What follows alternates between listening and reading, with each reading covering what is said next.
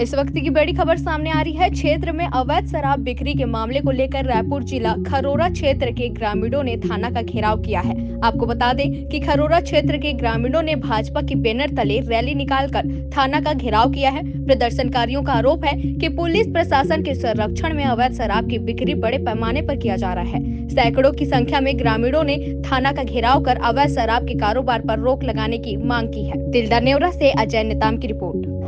आज जो परिस्थिति निर्मित हुई है वह जो प्रदेश में सरकार है वो देख रही है कि किस तरीके से प्रदेशवासियों को नशा की गिरफ्त में किया जा रहा है। उसको बंद करना अति आवश्यक है। हम कई बार इसके लिए धरना प्रदर्शन कर चुके हैं, शासन और प्रशासन दोनों को जगाने का कार्य किया है, परंतु इनको अभी किसी भी तरीके से ये बंद करने के मूड में नहीं दिख रहे हैं। तो यदि हमको आवश्यकता पड़ी तो हम और बड़ा कदम उठाएंगे। इनको अभी शुरुआत कर रहे हैं।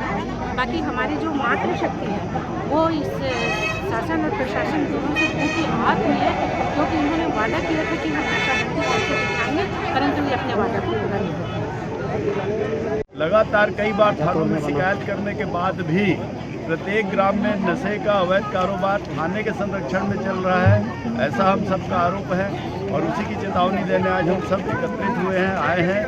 यदि इन्होंने तुरंत इसमें लगाम नहीं लगाया, अवैध शराब की बिक्री बंद नहीं की, तो आने वाले समय में हम पूरे जिले के कार्यकर्ता एसपी कार्यालय का भी घेराव करेंगे।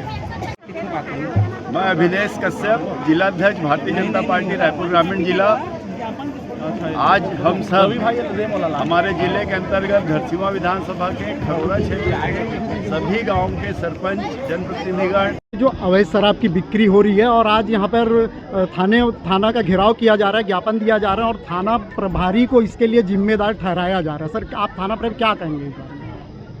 पुलिस थाना खरोरा के पुलिस द्वारा लगातार विधि सम्मत आबकारी की सूचना पर कार्रवाई की जा रही है। विगत एक साल में 247 कार्रवाई आबकारी की यहाँ पे की गई है। जो भी सूचना मिलती है हम लोग तत्काल सूचना पे कार्रवाई, विधि सम्मत कार्रवाई करते हैं।